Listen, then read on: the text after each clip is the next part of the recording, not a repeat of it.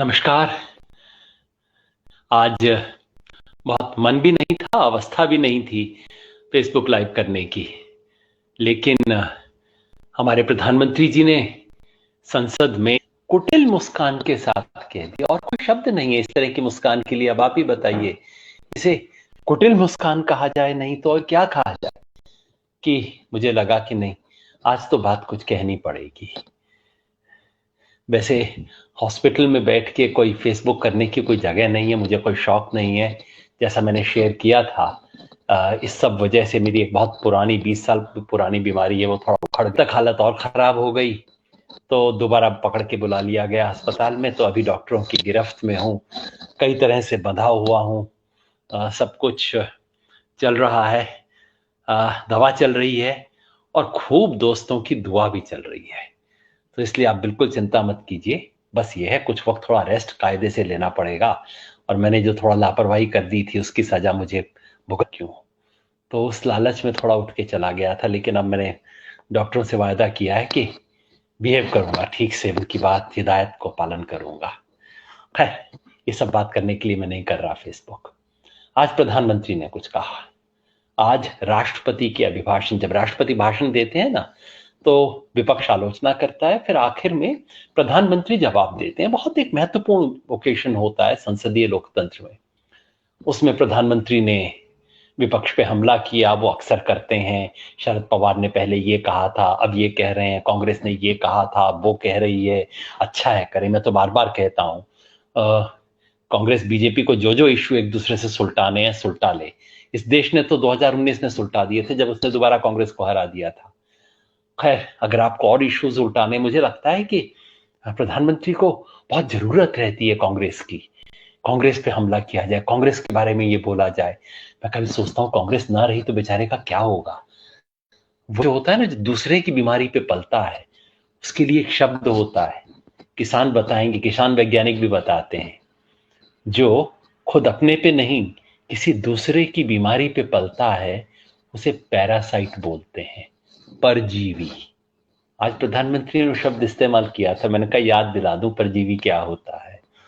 खैर, जो उन्होंने कहा वो साफ था। उसके बाद उन्होंने असली अपनी तोप दागी। आंदोलन जीवी, इस देश में एक नई चीज पैदा हो गई है, आंदोलन जीवी। बड़े खतरनाक लोग हैं, रोज आंदोलन का कोई बहाना ढूंढते हैं। ये आंदोलन हो उसमें आ जाते हैं, दूसरा आंदोलन हो तीसरा आ जाते हैं, रोज आंदोलन ढूंढते रहते हैं। बड़े खतरनाक हैं, देश को बचना चाहिए। ये विचारधारा देते हैं आंदोलन को। ये सब प्रधानमंत्री ने खुद अपने मुंह से कहा। मैं सुनता रहा, ये इस देश के प्रधानमंत्री बोल रहे हैं, संसद में बोल रहे हैं। इशारा साफ था किन लोगों पे था। इतना डरते हैं हमसे, शोभा नहीं देता प्रधानमंत्री जी। बहुत बड़ी कुर्सी पे बैठे हो, मन भले ही छोटा हो, इस देश ने बहुत बड़ी कुर्सी दी है आपको। इतनी बड़ी कुर्सी पे बैठ के इतनी छोटी बातें कहना और हम जैसे छोटे लोगों से डरना शोभा नहीं देता आपको। वैसे याद दिलाऊं आपको, ये ना, ये कुछ दिन पहले ही शायद आप ट्वीट वगैरह भी किया करते थे, इस देश को जन आंदोलन की जरूरत है। आपका ट्वीट है, मेरा नहीं है जी। जन आंदोलन बड़ा अच्छा लगता था। और जब कांग्रेस सत्ता में हुई करती थी, वो जिस कांग्रेस को आप इतना प्यार करते हो, जिसके बारे में हर 5 मिनट में कुछ बोल देते हो, जब कांग्रेस सत्ता में थी ना, यूपीए, तो पेट्रोल के सवाल पे आप आंदोलन करते थे। देश में रुपए की कीमत 50 पार हो गई डॉलर के मुकाबले में, इस पे आप आंदोलन किया करते थे। और शिक्षा पे और पता नहीं किस किस चीज पे आंदोलन किया करते थे। तब आंदोलन अच्छा होता था, आज आंदोलन खराब हो गया। चलो अभी की बातें तो छोड़ दीजिए, चलो आप कहोगे ये तो विपक्ष में खेल किया करते थे। थोड़ा और याद दिलाऊं मोदी जी आपको, एक जयप्रकाश आंदोलन हुआ करता था। आप अपने अपने जीवनी में बड़ा गर्व से उसका जिक्र किया करते हो कि आप उससे जुड़े रहते थे। बड़े लोग थे वो तो। एक नवनिर्माण आंदोलन भी होता था मोदी जी, याद है आपके गुजरात में, मेरे गुजरात में। वो नवनिर्माण आंदोलन, जिससे आप अपने राजनीतिक जीवन की शुरुआत बताते हो। सच्ची है झूठी है मैं नहीं जानता, आप खुद ही बोलते हो। आंदोलन का नाम करने के लिए, हम जैसे लोगों पे हमला करने के लिए आप आंदोलन को बदनाम कर दोगे। लाखों किसान इस देश में आज जो बैठे हैं, उन किसानों को बेइज्जत करोगे, उन पे तोहमत लगाओगे, उनको अपमानित करोगे, सिर्फ इसलिए कि हम जैसे कुछ लोग आपसे बर्दाश्त नहीं होते हैं। अच्छा, हमें भूल जाइए, आज के इन आंदोलनकारियों को भूल जाइए, जरा ये तो याद कर लीजिए। अब आपको मैं नेहरू का नाम नहीं लूंगा, वैसे भी नेहरू ने कोई बहुत बड़े आंदोलन नहीं किए, लेकिन पटेल का नाम तो आपको याद रहेगा ना। ये बारदोली आंदोलन किसका था मोदी जी? और सुभाष चंद्र बोस ने कोई आंदोलन किए थे क्या? और एक और बात याद दिला दूं, ये जो देश है ना, चलिए आपको कुछ आपकी चीजें और याद दिला दूं। आप कह रहे थे आंदोलन और ये लोग विचारधारा देते हैं, चलिए मेरी बात तो भूल जाइए, जिन आंदोलनों का मैं समर्थन नहीं करता वो भी आपको थोड़ा याद दिला दूं।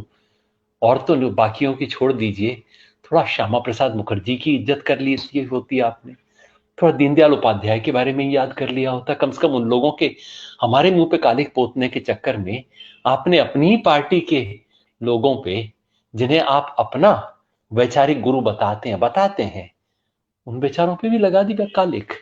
इतना डरे घबराए रहते हैं। और एक बात तो याद दिलाना भूल गया मोदी जी, ये जो देश है ना, ये एक आंदोलन की बुनियाद पे खड़ा है। ये किसी से गिफ्ट बना हुआ देश नहीं है, किसी से आजादी सौगात में लेके देश नहीं बना है। ये देश एक आंदोलन से बना है। उसका नाम था भारतीय राष्ट्रीय आंदोलन, स्वतंत्रता आंदोलन। आपको थोड़ा लाज आती होगी उसके बारे में नाम लेते हुए, क्योंकि जिन्हें आप अपना वैचारिक बताते हो ना, जिस परंपरा को आप अपनी परंपरा बताते हो, उसने एक कुर्बानी नहीं दी उस देश की आजादी के आंदोलन में, एक कतरा खून नहीं बहाया। इसलिए आज बड़ी सुंदर बात आपने बोली। क्या कहा? एफडीआई से खतरा है देश को, फॉरेन डिस्ट्रक्टिव आइडियोलॉजी। हाँ Modi ji, foreign destructive ideology से।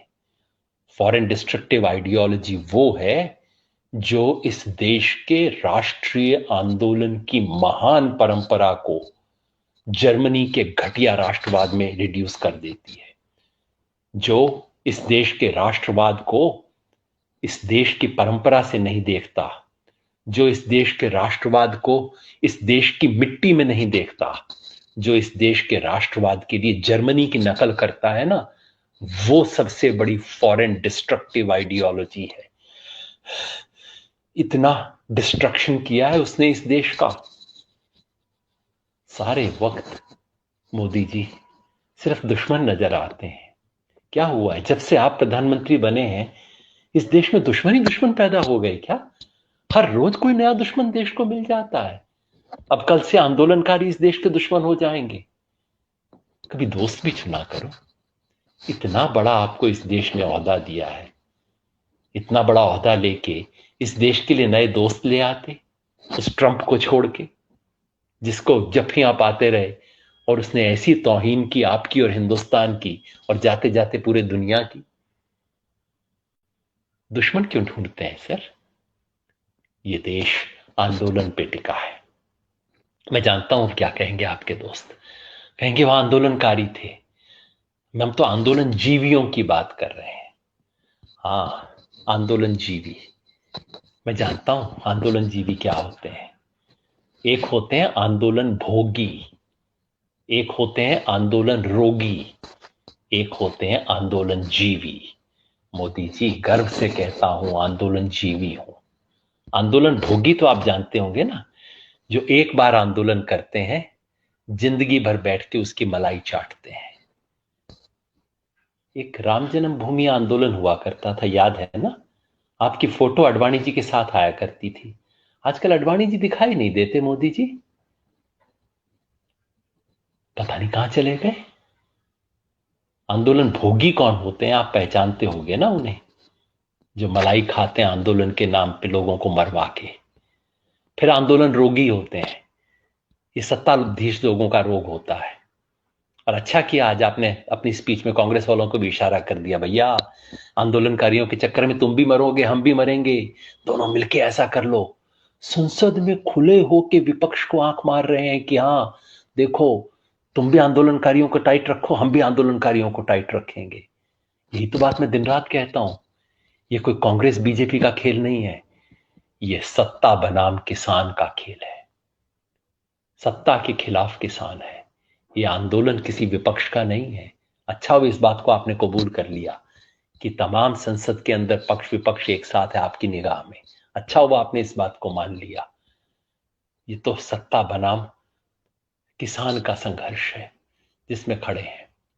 तो ये सब आंदोलन रोगी हैं। मैंने बताया ना, आंदोलन भोगी और फिर कुछ आंदोलन रोगी, जिनको रोज रात को सपना आता है हाय आंदोलन ना हो जाए।